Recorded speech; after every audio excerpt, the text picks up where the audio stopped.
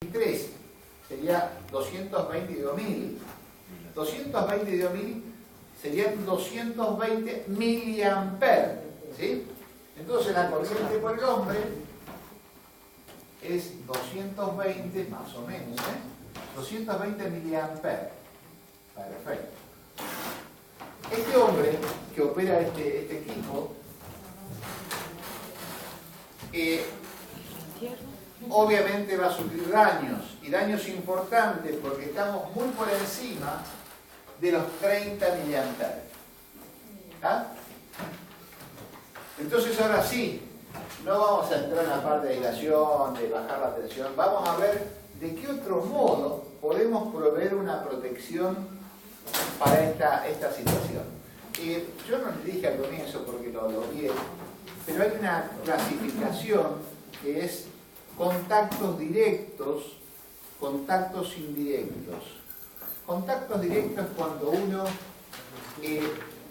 puede acceder a lugares con tensión. ¿Dónde hay lugares con tensión?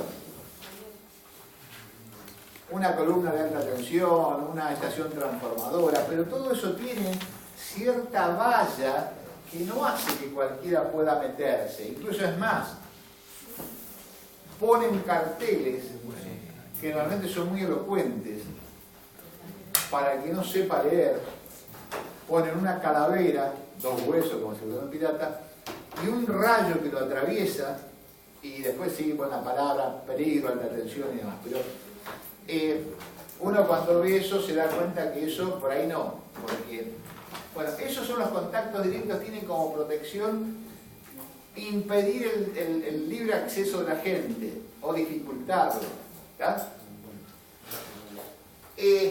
Aquí sería un contacto indirecto, porque normalmente no tiene tensión esto. En forma accidental puede llegar a tenerla. Y entonces tengo que prever esa situación accidental, que no puedo preverla con un letrero, con nada. Tengo que preverla de algún modo. Veamos cómo es el modo. Si uno mira el circuito acá, y que quiero bajar la corriente que circula por aquí.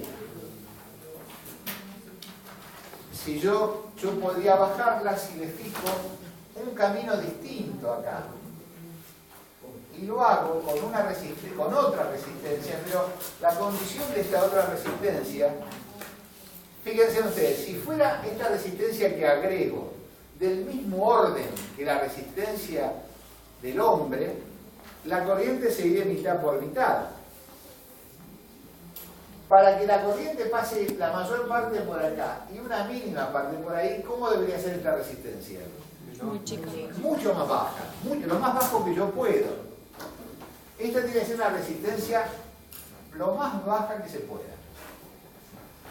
Bueno, está muy lindo poner una resistencia en paralelo acá porque es fácil, ¿no? Poner en paralelo y se lo ha perdido. Pero ¿cómo construyo una resistencia en paralelo acá, en un circuito?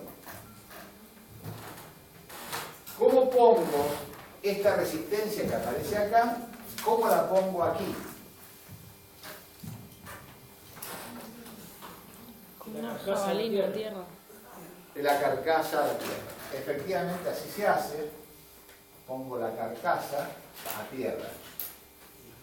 Entonces, si pongo esto, la corriente no solo circula por el hombre, sino que circula la corriente por acá también. Hay otro camino de circulación de la corriente. Vamos a recalcular todo por estas nuevas condiciones del circuito. Esta resistencia es la resistencia de la Tierra, porque lo puse a tierra. Entonces también vale 2 ohmios. ¿Sí? Vale 2 ohmios. Para resolver esto tengo que hacer el paralelo de los dos y después sumar todas las resistencias y determinar la corriente. Así que vamos a ver. El paralelo de 2 con 1000. Normalmente los paralelos, las resistencias paralelos, el resultado final de 2 resistencias paralelos es el valor resultante es más chico que la más chica. Cuando hay una diferencia tan grande entre uno y otro, el valor se aproxima mucho a 2, pero como es más chico, es un poquito menos de 2. Podríamos poner, y no con mucho error, de que el paralelo de esto, o sea que el paralelo de la resistencia de tierra con la resistencia del hombre es casi 2 ohmios, ¿sí? Cuando sume todas las resistencias, me da 5. Entonces la corriente por acá, por aquí, la corriente, es 220 voltios sobre 5. ¿Y eso cuánto da? 44 amperes.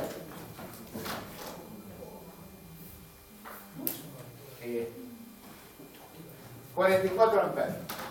44 amperes, ¿qué caída producen en los 2 ohmios?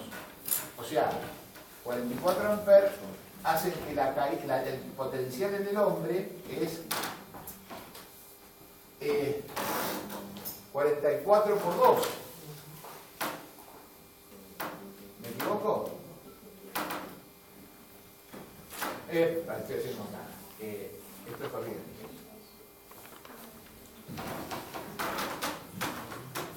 Este es el potencial en el hombre. ¿Esto cuánto sería? Profe, ahí considera que casi todo la corriente pasa por el divisor, por la resistencia de 2.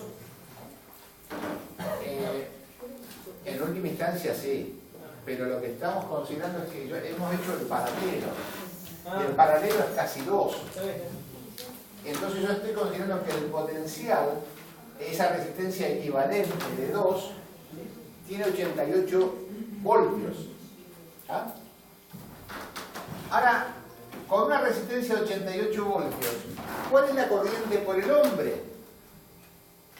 La corriente por el hombre en estas condiciones es 88 voltios sobre 1000, que es la resistencia del hombre. Y esto es 88 miliamperes. Bien. Bajamos bastante, ¿eh? Pero ¿será suficiente 88 miliamperes cuando tenemos un límite de 30? Un límite no, hasta 30 no pasa nada, estamos bastante excedidos. ¿Cómo justificamos que este método, este sistema, lo usen todos, siendo que la corriente es importante? ¿Cómo convenzo a la gente que lo use? ¿Cómo lo justifico? ¿Hay forma de justificarlo? No. ¿No? ¿O sí? Es una corriente significativa, ya 88 miliamperes en tu cuerpo sí, comparado con los 30, o sea, es más baja que los 220, pero sigue siendo importante. No, pero los 44. En los 44. Ya puede accionar un sistema de seguridad. Protección. Bien, bien. Bueno, entonces, vamos a ver. La incorporación de esta resistencia modificó todo el esquema del circuito. Lo modificó todo. Lo modificó tal punto que, veamos este otro circuito aquí. Cuando no estaba esta resistencia y se producía una falla, alguien mirando el consumo desde el ingreso percibía la corriente del electrodoméstico sumada a la corriente del hombre. Un electrodoméstico, ¿qué orden de corriente consume? Una lamparita será medio ampere, pueden ser 2 amperes, 3 amperes. Pero el hombre, ¿cuánto se llevaba? 0.22 de amperes, o sea, imperceptible la corriente. Por lo tanto, nadie desde el circuito eléctrico percibía esa descarga por el hombre. ¿Se dan cuenta? ¿Se ubican en eso? Cuando coloqué esta resistencia, alteré todas las condiciones del circuito. Cuando se produce la descarga, no solamente se produce la descarga por el hombre, sino se produce la descarga por tierra, haciendo que la corriente del circuito se dispare, crezca mucho. Crece a 44 amperes. 44 amperes en un circuito es una corriente importante, tan importante que excede los aparatos de protección de ese circuito. Por lo tanto, van a actuar las protecciones, fusible, termomagnético, lo que fuere, tienen que actuar con ese nivel de corriente. Si actúan, despejan esto como falla, ¿sí? Entonces, la respuesta sería más o menos así. El hecho de colocar poner a tierra a los artefactos hace que cuando sobrevenga la falla, la corriente del circuito se eleva tanto que las protecciones comienzan a actuar, porque lo ven como una falla. Y entonces el hombre o quienes operen esa instalación se van a ver excluidos de la falla, porque las protecciones actuaron. Entonces va a decir, bueno, entonces el interruptor termomagnético me sirve para proteger a las personas, lo mismo que el fusible. No, para.